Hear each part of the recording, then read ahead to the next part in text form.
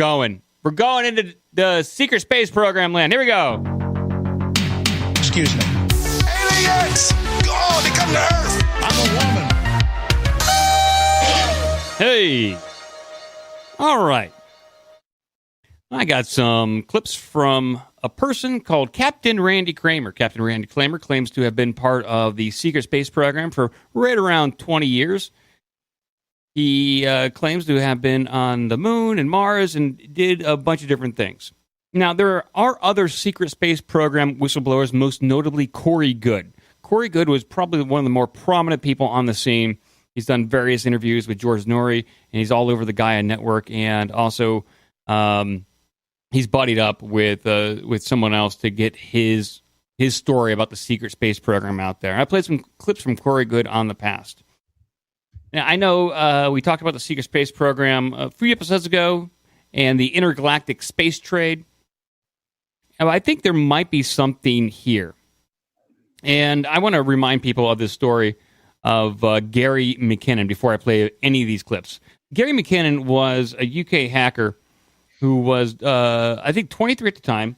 He broke into some NASA computers just by, doing some port scanning, just checking if they had any sort of security on these computers. A lot of times you can just break into a computer by using admin and password to get into these computers. And Gary Mckinnon did that. What he discovered when he broke into these NASA computers, he saw some unedited photos of what appeared to be UFOs taken by NASA or were in the property of NASA at the time. And he also saw a spreadsheet of non-terrestrial officers. And Gary Mckinnon went on record with this. The U.S. tried to get him extradited from the U.K. to the United States to stand trial. Thankfully, that never happened, but he's gone on record many times of what he saw and what he witnessed while he broke into those NASA computers. So I'm willing, and I believe this guy and what he saw. So with the spreadsheet is true, and I believe that it is, that there's non-terrestrial officers. That means that they're not on this Earth. They're not here on terra firma. Is it terra firma? Terra. And so I think that there is definitely a secret space program. And that's why I indulge in some of these stories by these whistleblowers. Because maybe it's not 100% true, but I think there may be enough information in there that is true that is interesting enough to indulge in. I don't know what you think about all this, Joe. Well, the secret space program came up. There was another article about that satellite that's been up there for 600 days almost. Yeah, the days, whatever it is. That's something going on. We don't know anything about that. That's secret enough. We covered that when it happened in 2015. And that space plane can be up in orbit for 500 plus days. I got clips of that, and we played that on the show. Maybe I'll play it a little later, where they were. I think CBS was all proud. They got this interview, and the admiral or the general was all proud that this secret space plane that can do God knows what up there. But there's a secret space program, at least to some extent. I mean, that we know of. There's a public version of the space program. There's the military space program, and then there is the secret space program. 719 days is the article I'm seeing from a day ago. So that'll be 720. Whoa, 719 days? I thought it was a little longer. 9,240,000,000. How long is 9,240,000,000 days? Got to be at least 5 years. I don't know. Don't know. Yeah. At least, it's a little bit. So this first clip from Captain Randy Kramer kind of sets things up. It's about a minute and a half long, and then I might skip around if you have any questions or comments concerning this person. So here we go. Here's the first clip from Captain Randy Kramer. Oh, I mean, it all goes back to, early development and early childhood, being a construct of a program that was genetically engineered, built from the ground up. Training program started when I was a child, when I was 4 or 5 years old. Training program went until I was 17 years old, and at 17 years old, I was deployed actually into the covert military space program, sent to Mars for 17 years to be in the MDF via a transport ship from the moon, from Luna Operations Command, that probably, my guessing, it was probably 4 or 5 stories high that probably had 4,000 or 5,000 personnel on it at the time. What year might that have been? That would have been in 1987. So we were put onto a transport ship. Again, I'm guessing about 4,000 or 5,000 people were it held, total. And then that ship took off from Luna Operations Command on the moon. And then that ship went through a wormhole to Mars. So the whole trip, took a few minutes. And then we landed on the tarmac at Ares Primus, which was the military headquarters, corporate headquarters of the Mars colonies. And then I was sent to a forward station far, far north, what I sort of refer to as, Alaska region, as far as, if you were to compare, longitudes and latitudes here on planet Earth, it was very, very far north. So it was a very, very cold region that we were a part of, in a place called Forward Station Zebra, and spent the better part of 17 years in the MDF there. That kind of he said a lot there. He crammed in a lot in that minute and a half. Wow. He started off Mars Defense Force. What is MDF? I believe so. Mars Defense Force. So what he claimed in that clip right there is, from a very early age, he was training and conditioned, possibly even genetically modified to be part of this secret space program. God damn it, lucky. Yeah, well, he kind of goes into that. He says that he gets people that come up to him saying, "How can I join this program? How can I be deployed to Mars?" And I didn't clip that out, but he does go into people that approach him claiming, saying, "Hey, you're a fraud. Stop pretending you're part of the armed forces. Stop pretending that you are a Marine." And he actually addresses that in this clip right here. But I also like to point out, if I'm not telling the truth, then I am committing a number of felonies, including felony impersonating an officer. And I have encouraged people who think that I'm not telling the truth to report me to the FBI or to the CMC's office in the Marine Corps. I know some people who have had those conversations, and those people are not interested in talking to me. If I was committing fraud, I would get a letter from the FBI or from the CMC's office telling me to cease and desist, and then my attorney and we could get into that whole conversation. But no one sent me any letters because I'm not committing fraud. There you go. He also addresses taking a lie detector test, which lie detector tests can be a little goofy. I don't know if I truly believe them. I don't know if you know any of that, Joe, about lie detectors. Yeah, I've seen a bunch of stuff back and forth. Yeah. If you're a sociopath, apparently you can trick it or something. Yeah, there's ways to definitely trick it. I would like to see him take it regardless, like the people in the event in the fire in the sky with Travis Walton. They all took lie detector test. The police used that to not necessarily find out if you're guilty, but maybe if you're hiding something. So it's still used in law enforcement. Now, this guy claims CIA has to take them regularly. I think so, yeah, just for fun. The moon, according to Captain Randy Kramer, is used as a jumping off point. It's also used for various scientific experiments. He talks about the moon quite a bit. Maybe I'll play this first segment of the moon and what we know of the moon landing in the Apollo missions might not be all that it was cracked up to be. The military had the first lunar base, I believe, built in about 1955. Who might be the first American on the moon if it wasn't Neil Armstrong? Some nameless covert military space program astronaut who will probably never know. I certainly don't know who it was. Did anybody die of tragedy on the moon? I would say almost certainly in the early days, because even though they were using advanced reverse engineered technology from extraterrestrial vehicles that we had recovered in the 40s, it's still the early days. So mistakes were made, and I'm sure people died in the process. Did Armstrong and Aldrin know about this program?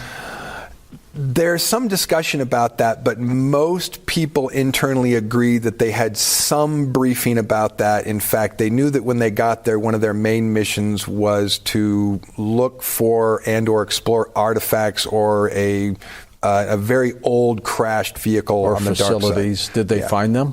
My understanding is they did. My understanding that was part of their job, and they did. There you go. According to him, been there since the mid-50s. Mr. Bill says it's a rest stop. It could be a rest stop on the moon. Yeah, the best blowjobs in space. You can stop off and get a handy from your favorite Martian. Giving me a knobber. You can get a knobber on the moon. They got a red onion up there, I heard. But he goes. No, the red onions on Mars, duh.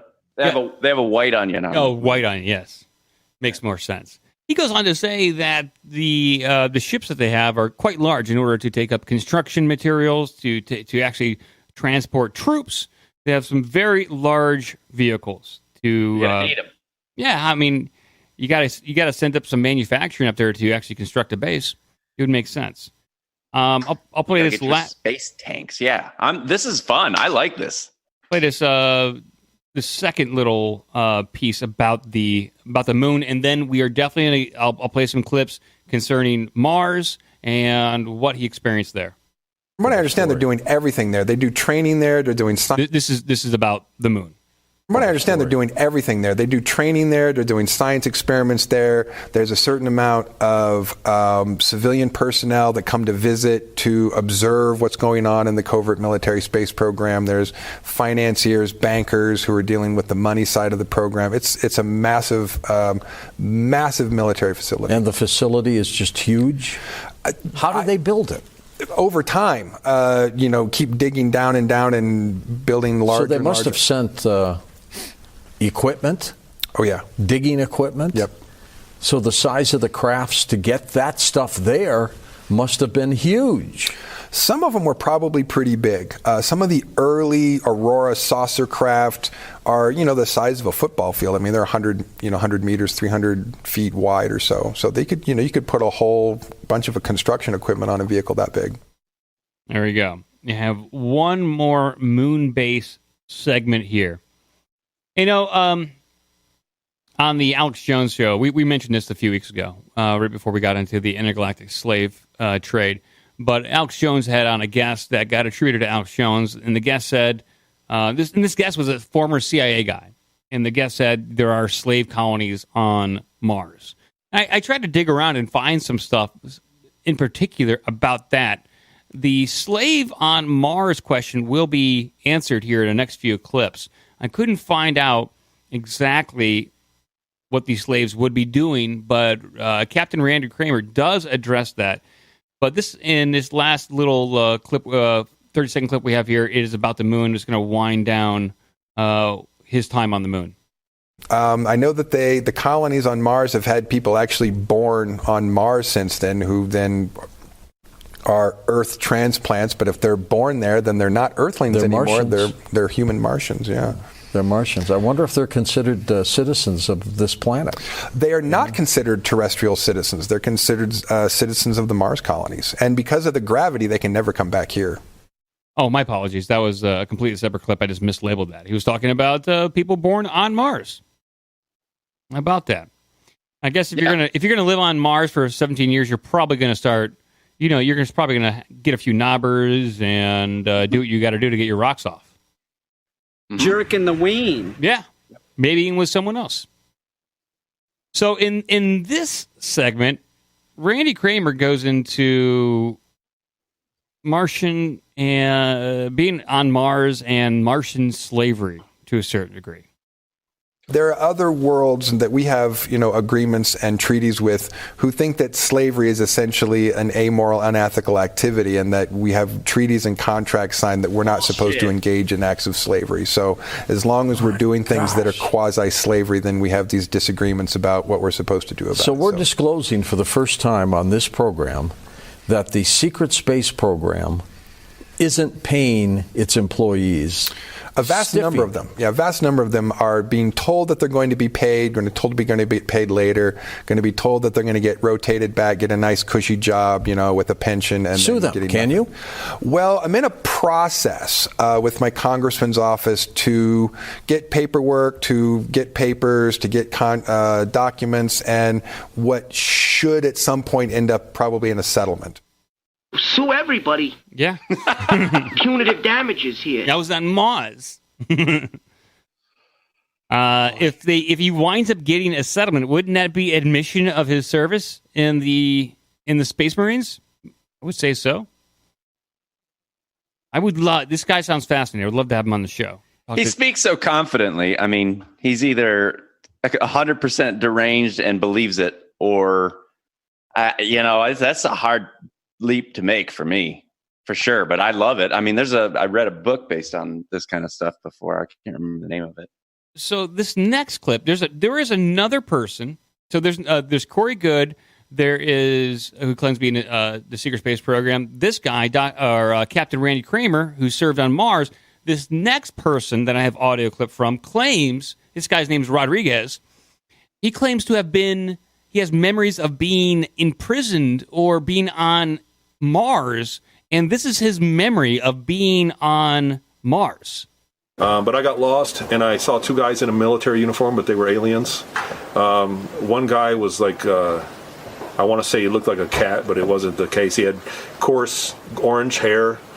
He was shorter and stocky, and he was ugly looking. He's ugly. I really don't know how to describe him other than that. He had hair. And the other guy was smaller, and he was more of a fish. He had like a fish eyes and a snout, you know what I mean? And they were together, and because they were in uniform, I thought that, that they were in the Army like I was, or whatever I was in, the fleet. I thought they were part of the fleet. So I asked them, I'm lost, can you guys help me out? And they said, yeah, I had to wear a collar, a slave collar. There was a correction collar, and you would get electrified if you were disciplined. And they saw my collar and said, what are you doing talking to us? Don't even talk to us. How are you even out here? You don't even have money. And they were, what are you doing here? They immediately, what makes you think we're going to help you? And it was a telepathic communication. And I said, I'm lost. Can you just tell me how to get back to the hangar area? And they said, you can't even get to the hangar area. Guys like you don't even have money. I said, I got money.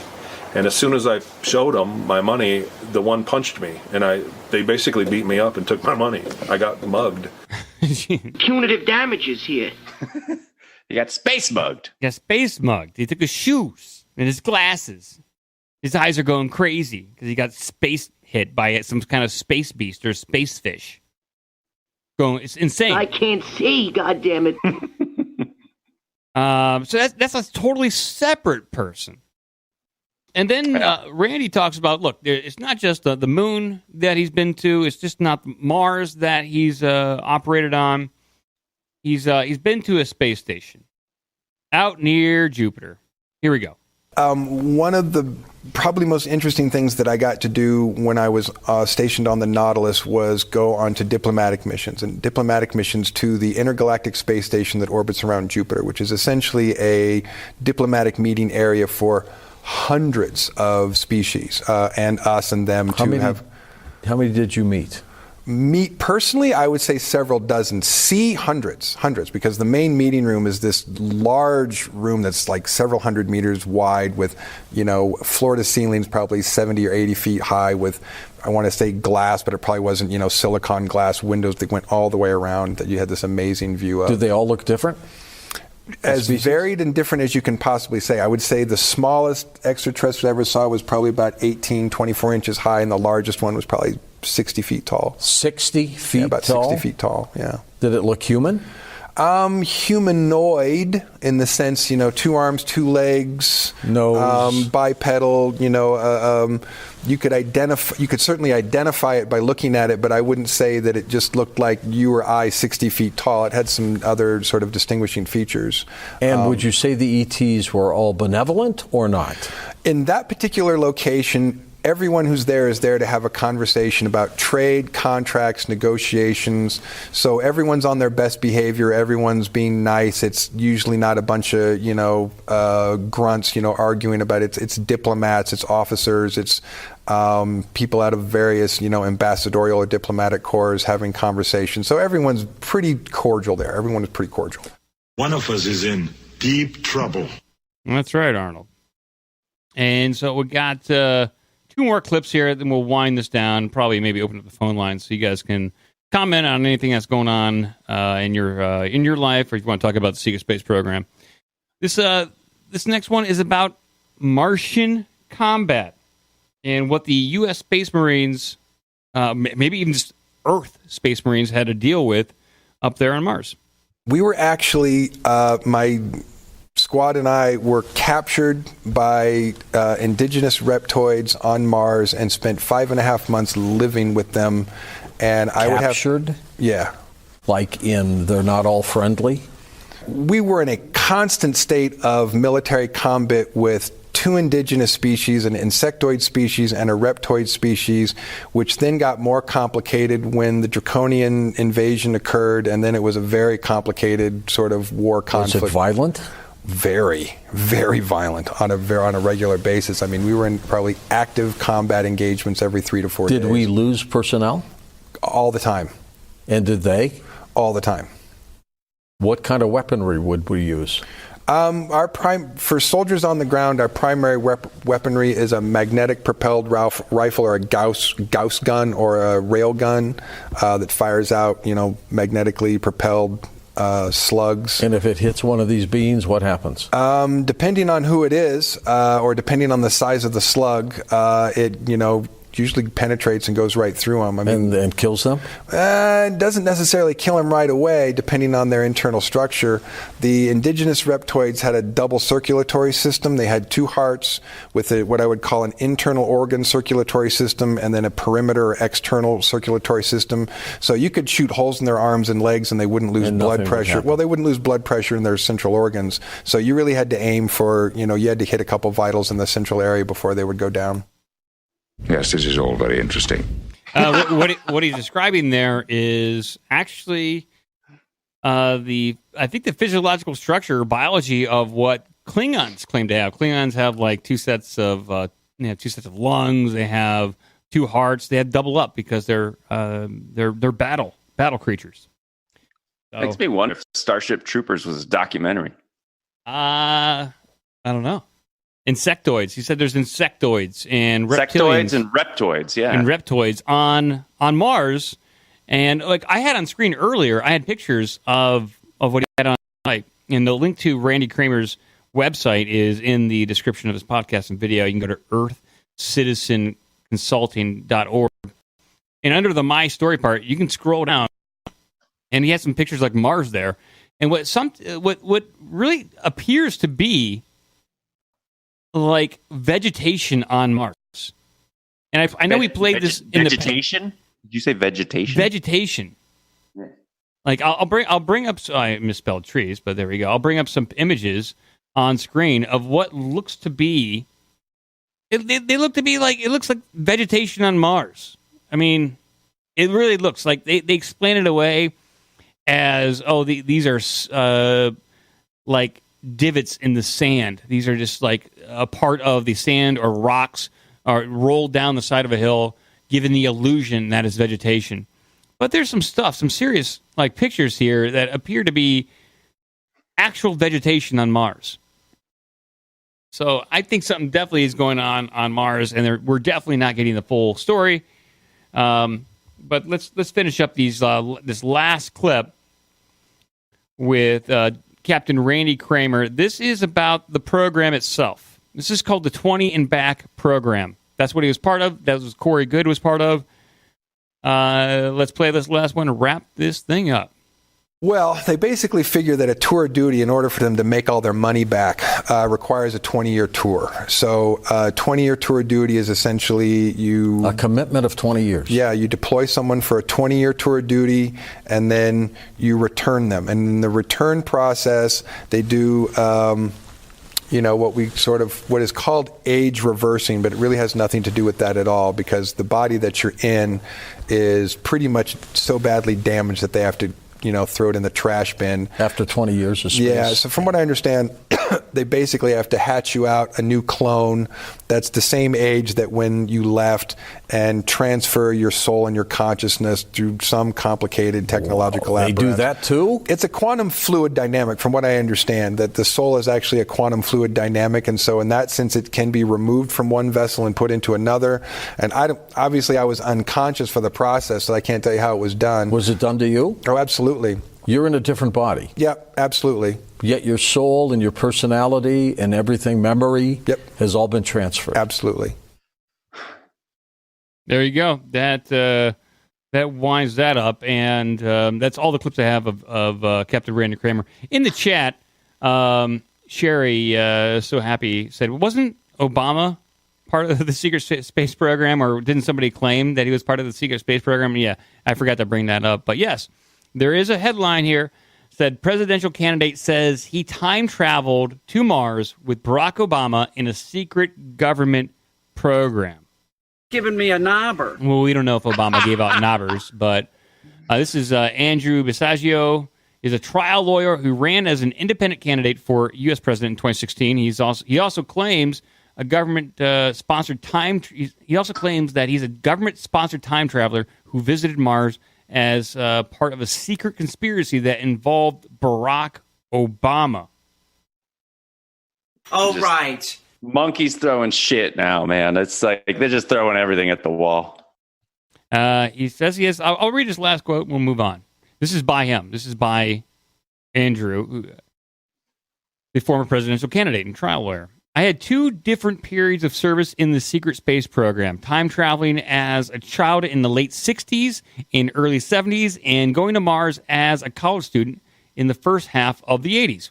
We landed on Mars in 1964. The documentary source I can cite, but I can't proffer, is a French external intelligence organization dossier, which I was asked to read in the summer of 1980, which also read by the future president of the United States, President Barack Obama, which referred to a crash landing by an American team of astronauts on Mars who perished because they were not rescued by the Martian humanoids. I got to look into it. I got to find this French external intelligence dossier concerning this. I'll have to look into this further. Why would it... I don't know. Some of these stories are so incredible, Joe. I don't know. I'm not sure why this trial lawyer would want to come up with a story. Obviously, maybe he's a attention whore, but you figure that would ruin your kind of like your law practice because you're kind of just putting it on the line there. I went to Mars with Barack Hussein Obama, the president. Yeah, I mean, you can't even be the head of Overstock.com and say you were involved in some FBI shenanigans. No, you can't. Well, at least it's frowned upon. It certainly is frowned upon. All right. We are going to open up the phone lines here and see what you guys want to talk about. How about that? We got to hear from the people. If they want to call in. Good, now we're having fun. Not yet. No, we're not having fun just yet. And I will try to fix the voicemail line. For some reason, our voicemail line hasn't been recording or taking phone calls. So if you guys try to call in after hours, it's just going dead. I'm not sure why. Probably happened during a Skype update. So I will look into that this weekend and maybe get some more voicemails because I wouldn't mind playing voicemails. We used to do that all the time, Joe. We did. Yeah. I don't know. When I've tried to call in when I've been away from a computer or whatever, I use the 614-989-9109 or whatever it is. Yeah, 388-9109. 388-9109. Yeah, and I'll call it. I always get a busy signal. I don't know why that is. Well, it's just Skype. I mean, that's all we got right now to take calls. But, 614-388-9109. Be more than happy to take your phone calls. We'll see how it goes, though.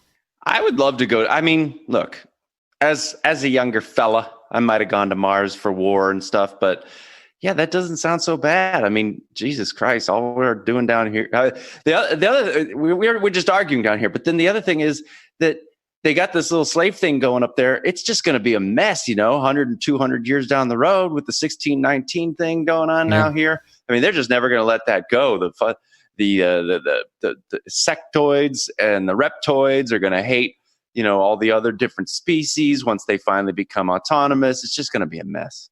It certainly would be. It'd be a diplomatic nightmare.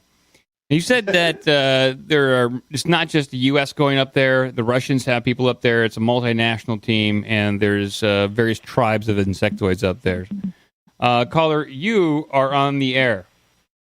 Go ahead, caller. Welcome to the Jesus chat line. This is Leon. Hey, Leon. What's going on, dude? Hey, I'll tell you what.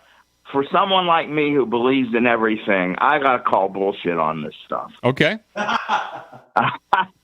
I don't know, man. I mean, I believe in so many crazy things, and I feel so bad in calling bullshit on this because, there are so many crazy, ridiculous things that I really pretty much in my heart know are true, but I just don't know. I mean, I don't think we went to the moon, so how could we be doing all this? Yeah. You know, well, if you're not a moon guy, if you're not believing in the Apollo space program getting us to the moon, this might be a little hard for you to swallow. Yeah, and the whole, what I've been thinking about lately too is, all these people talk about being abducted and stuff. No one's ever asked if they say that they were on the moon and there's this. Have you ever heard of David Eckhart? Have you heard him talking to Lon Strickler about some of his stuff that's been going on in his life? I know the name, but I don't know any of the stories. He was on that Fact or Fake. They did a whole episode on him back in the mid 2005 or 2008 or something like that when that show was on. But this guy's got a lot going on. You got to get the people listening out there, and you, Mike and Joe. I know not Joe as much as you maybe want to get into this, but his name's David Eckhart, Eckart, I think it is. But he did something on Open Minds too one time. If you go and look him up on YouTube, he's got photographic stuff in his bedroom and stuff. But anyway, what I'm getting to is people that are abducted. They say that they've been on the moon, and he said he has too. But I wish they'd ask these people what they see the Earth to be. You know what I mean? Yeah. To answer this whole what the Earth is. No one's ever talked about that with the flat earthers. And I'm not a flat earther, but I don't think it's round. But I don't know if it's flat like they say. But because that's the way I believe. But that's another question. But this guy, there's just something about the way he talks. And, don't you feel bad too, Mike? I know you're a big Art Bell guy. Oh yeah. Uh-huh. And I just can't swallow what's his name? George Norrie. Who's the guy? George Norrie. Oh gosh. I feel embarrassed listening to him. You know how sometimes you listen to someone and you feel embarrassed for them, so you have to turn down the radio? Yeah, because they're so good. I was a big fan of George Norrie. I don't dislike him. He just lets his guests say whatever. He doesn't really challenge them too much. Although if you did hear that, he did ask about weapons and whatnot. He asked a few questions. It's not only that; it's just that he's just so he seems like an airhead to me. You know what I mean? He's not. Uh-huh. He's not a deep thinker like Art Bell was. No, and Norrie doesn't really get into politics too much. He doesn't. He stays, as of late, from what I know of him, he's kind of stayed on the paranormal kind of kick, whereas Art Bell would definitely dip his toes into political conspiracies a little bit more. Yeah. But anyway, Joe, how are you? Hey, man, I am okay. So fine. It's good to hear from you. It's always good to hear your voice. Yeah, I've been watching you guys. I really appreciate you on Saturday afternoons. That's a big time for me. Even though, I have a life, but still not much of one. But I really enjoy you guys being on Saturdays. I always look forward to it. I always make sure that I'm at home so I can put it on the big screen and stuff. So I appreciate awesome, what you guys are doing. I just thought I'd throw my 2 cents worth in on that, But I feel kind of bad believing in all the nonsense I supposedly believe in and then think this is nonsense. But I just do. Everyone's got a line. Everyone's got their own nonsense line. Yep. Yeah. Hey, you guys take it easy, and thanks a lot for all the content. And we'll be talking to you soon. Take care, Leon. Have a good night. Okay. Thank you for your call. Someone tried to call in during his call. So you want to call back in? Fine, we'll leave it open a little longer. Call back in. Yeah, he's a great caller, and it's interesting. He's got a very unique perspective, I'm sure. But before he called, I was going to ask you, Night Ripper, if what's your scale of belief on this, on a 1 to 5 scale? 5 being I totally buy it. I think that I buy some of it. I think that there is a possibility that this guy has been used, and that what he's remembering is partially correct. And maybe not all of it, maybe some of it. Same with the Paul Benowitz and the Mirage Man.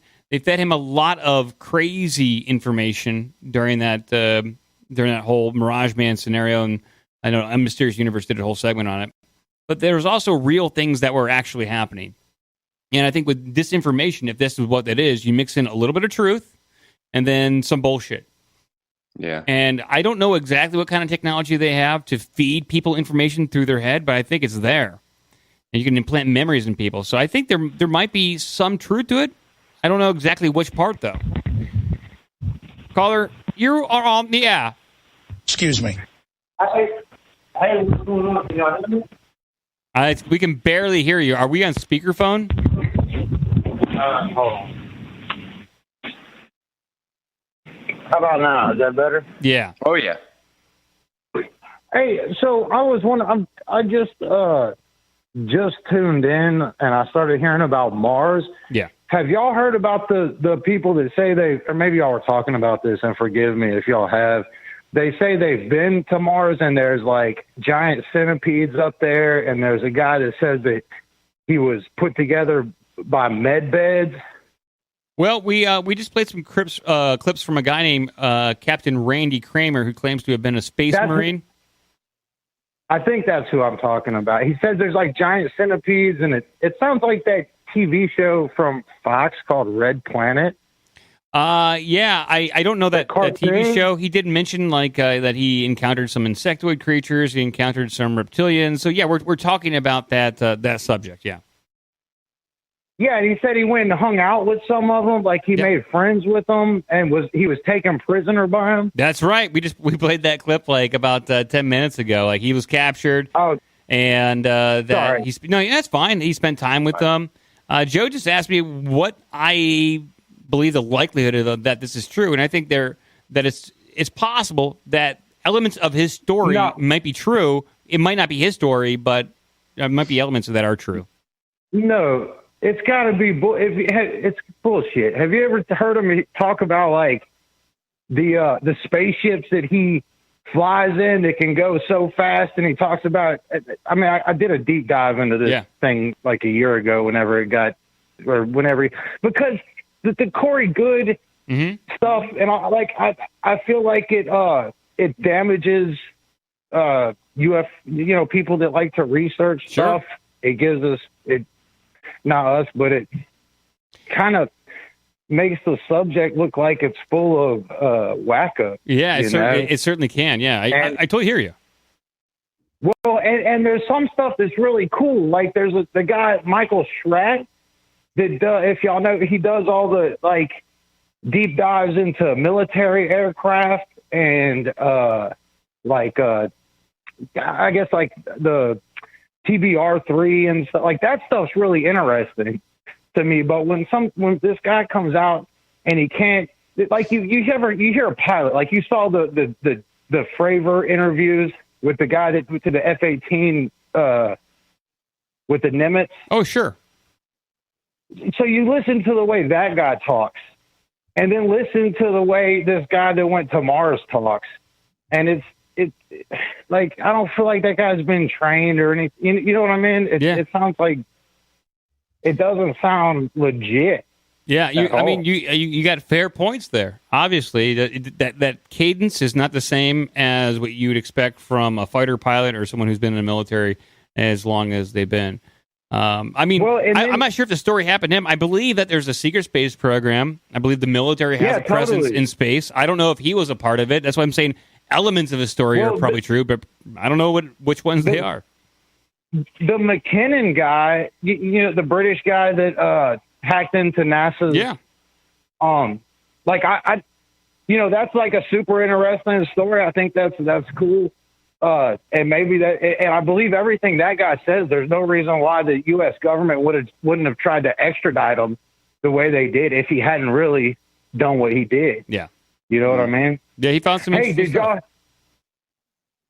see that guy? I can't remember anybody's names right now. The Black Vault.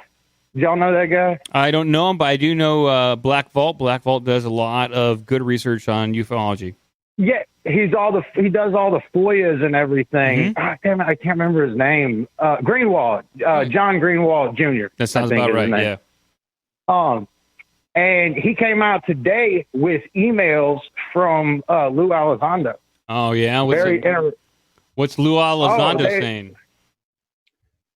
Well, it was about Lou Elizondo trying to get those videos declassified. It was some people might not know who Lou Elizondo is, or the first guy. Lou Elizondo is the guy part of the Academy to the Stars with Tom DeLonge. He was also a former Department of Defense guy. He was in the military for. He's in the CIA. He was in the CIA. He was part of the Department of Defense. He was also on the History Channel most recent show called Unidentified. And Lou Elizondo was, from what I've heard, absolutely critical in releasing that FLIR footage that everyone knows from the U.S. estimates and the Navy pilots.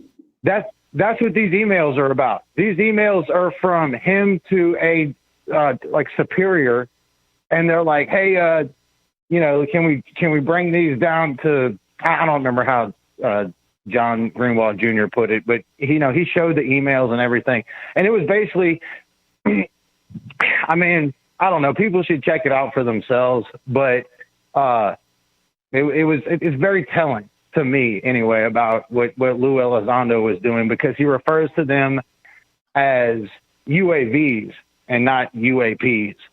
Oh, interesting. So, yeah. Okay. But hey, buddy, thank you very much for calling. We're going to move on here a little bit, I think. Oh, yeah. Hey, thank you for spending time. Thanks a lot. Appreciate it. All right, man. Take care. Thanks, dude. It's a subject. Got people excited. Yeah, I'm on blackvault.com. I usually visit here about once a week because the guy does excellent work. He's got a good radio show, too. He's not, he's very straightforward. He does very straightforward research. He doesn't get goofy. He doesn't talk about hot dogs like the way we do. Oh, these are the best hot dogs. They're so succulent. No, he doesn't get into that kind of stuff. Maybe he should consider it. We have one more call here, Joe. One more. Okay. Caller, you're on the air. Hey, how's it going, guys? Hey, it's Bill. I just want to call you and tell you about my Mars experience and how I went to Mars. I think I want to hear this. Go ahead. Oh yeah, man. You had to go in a big quantum tunnel. It was a quantum, wormhole, and then you get there in a couple of seconds, and then you hang out, and there's people around you that are getting paid, but they're all cool with it because eventually they're going to get a cushy job on Earth, even though they've never been there. And then you go to Space Council, and it's big enough to hold little aliens that are like 4 foot tall, or 60 foot type. They're just that big. Okay. And then when you got to come back, you got to get your body in a quantum shift and enter the new body. But mine was a little tricky because I had to get a guide named Al to help me out in my quantum leap, and he had problems with his computer Ziggy. And but eventually it all got worked out, and they put me back in my fat ass. I feel like this is a TV show. No.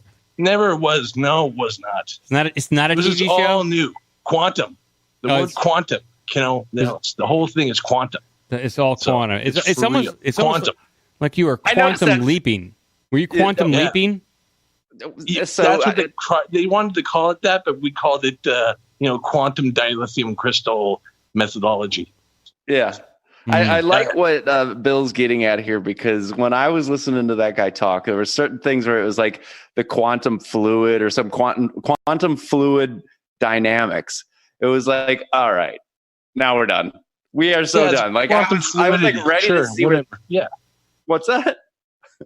It's the quantum fluidity. Yeah, it's a whole quantum thing. It says quantum shift, quantum leap. Whatever you got, it's quantum. Space Force. Quantico. National Quantico. It's kind of with that stuff too. Sure. Hey, it's a ride. I mean, this took you guys on a little bit of a ride through one man's account of the secret space program. I'm glad you had a positive experience in your quantum leap program, though, Bill. Well, except for when they put me in a couple of people's bodies from 1950s. That I had to work my way out of it somehow by.